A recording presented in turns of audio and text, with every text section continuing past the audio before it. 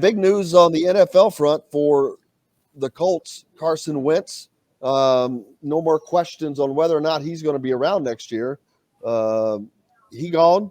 You as you said, to quote the great Bob Kravitz, he gone, and you were right.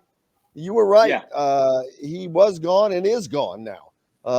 But as this decision was made about 2 seconds after the Jacksonville game, and quite frankly, I think the decision may have been made even earlier than that.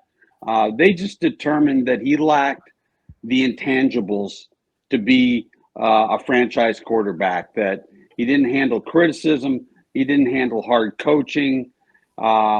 He just didn't have leadership qualities, and not everybody's born with that. He was born with a great arm and great legs, and he looks the part certainly, and he throws the ball beautifully sometimes. But it's like they used to say of George, $1 million arm and a 10-cent head.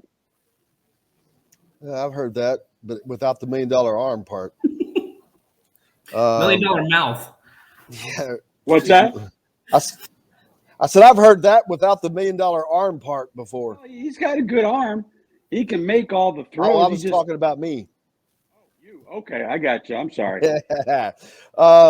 So, and your next thing that is always a Bob Kravitz thing is the backup plan. What's the backup plan for the Colts? Currently, there is none. Especially with saying, and here you said, especially since the decision was made, you think so early, it boggles my mind.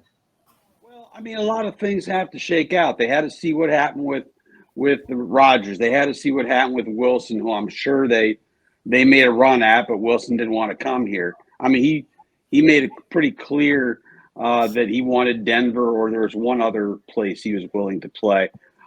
They had to see how things shook out, and now you're limited to the Trubiskys and the Garoppolos and maybe Derek Carr, who would be great, a great alternative. I just think they're looking for somebody who brings that intangible leadership that Carson Wentz did not. And, I see these tweets from players saying, "Oh, he'll be missed. Look, you get players on the record, they'll say one thing. You get them off the record with a beer in them, they'll tell you something completely different." Well, how long do they have to make this? Because if you wait too long, you've got what's left. Right. They've got to do something. They got to do something pretty quick here. Free agency's coming up. So I would think in the next couple of weeks, and you got the draft coming up in, I guess, May. You certainly don't want to go into the draft having to draft a quarterback in a draft that is notably short of good quarterbacks.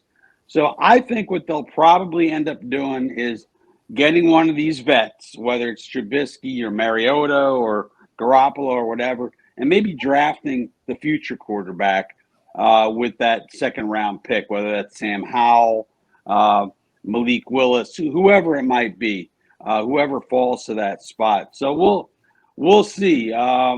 There's not a lot of great alternatives. People are saying, well, there aren't great alternatives. Why would you get rid of Wentz? Because you don't double down on a mistake.